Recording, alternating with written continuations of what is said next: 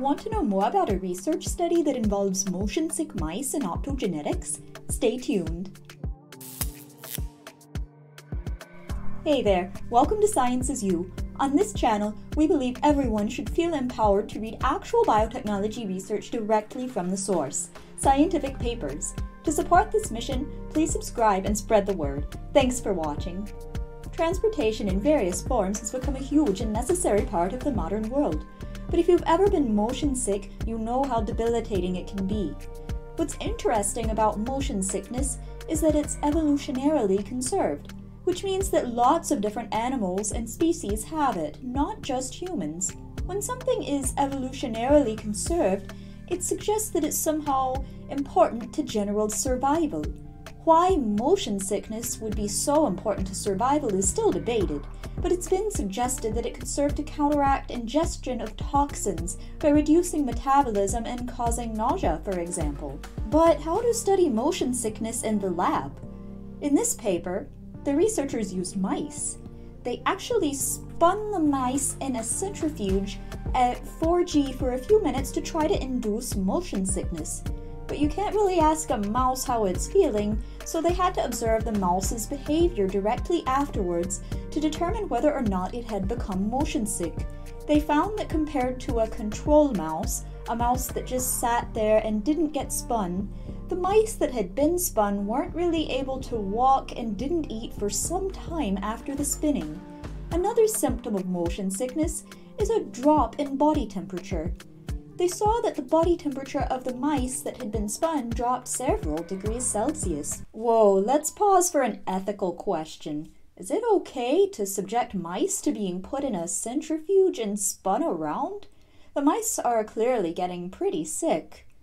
Of course, all the experiments the researchers performed were done in accordance with current ethical standards. But for animal lovers like myself, this was still definitely a cringe moment. But on the flip side, use of animals like mice in research has brought biotechnology a long way, which can help alleviate illness and suffering for lots of people. The use of animals in experimentation is a hotly debated topic, and there may not be a great answer just yet. I personally have primarily worked in cell culture. I think it would be great if there were a way that we didn't need to use animals anymore in research, maybe through advanced cell culture systems like organoids or human-on-a-chip experiments, or even computer simulations. But the reality is that right now, with our current technology, cells in the petri dish still behave much differently than cells in the body, in vivo. And animal research is of course of value scientifically. What is your view on animals in research? Share in the comments. But in the meantime, let's continue our discussion of this paper. So what exactly causes motion sickness? The vestibular system is in large part responsible. The vestibular system is a set of neural pathways involved in balance and sense of orientation that receive information about head and body position from a part of the inner ear. The sections of the brain that receive and help process this input in large part are called the vestibular nuclei, not to be confused with the nuclei in cells that contain cellular DNA. In neuroscience, when referring to structures of the brain, nuclei mean nerves or clusters of brain cells that share a similar function. The vestibular nuclei are located in the hindbrain, the part of the brain that houses the brainstem and cerebellum and is responsible for vital functions like breathing and heart rate. But let's dive even deeper into this brain circuitry. Brain cells called excitatory neurons send messages by releasing special molecules called neurotransmitters. One type of neurotransmitter, glutamate, released by glutaminergic neurons, is involved in motion sickness. So when some kind of weird motion is sensed, the glutaminergic neurons in the vestibular nuclei are believed to play a big role in sending that message to the rest of the brain and body, causing motion sickness. A key part of how the glutaminergic neurons relay this message is through the transporter vGlut2, which helps transport glutamate between neurons. So if we could somehow turn off this vGlut2 receptor, would it help with motion sickness? This was basically the hypothesis of the scientists who wrote this paper. But how can we turn off a transporter in a cell? Transporters open and close when they encounter certain stimuli, like the concentration of ions within the cell. But what if we modified the transporter to open and close when we say to? This is the idea behind chemogenetics, and optogenetics. Chemogenetic inhibition means equipping the cells with a receptor that is modified to become inactive when we add a specific drug or chemical. Optogenetics, on the other hand, uses light to activate or inactivate the transporter. A modified transporter, when exposed to light of a specific wavelength, will be triggered to open or close. Pretty cool. But how did the researchers implement these technologies to study motion sickness in mice? So first we have to equip the mouse cells with a modified receptor. How to do this? So a lot of genetic engineering is accomplished through viruses.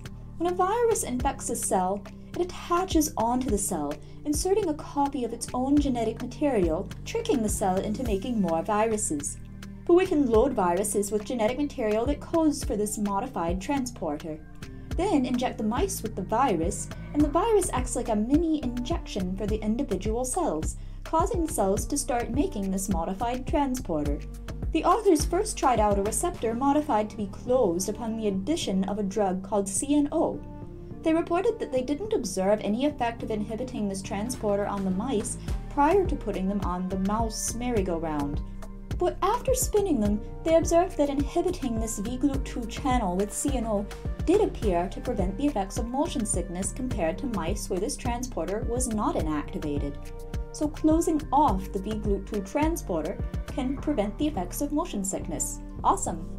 But are we really convinced that this V-glut2 transporter is solely responsible for motion sickness?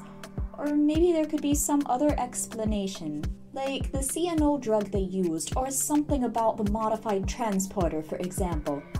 So would activation of the V-glut2 transporter alone be enough to cause motion sickness symptoms, even without any motion? The researchers tested this.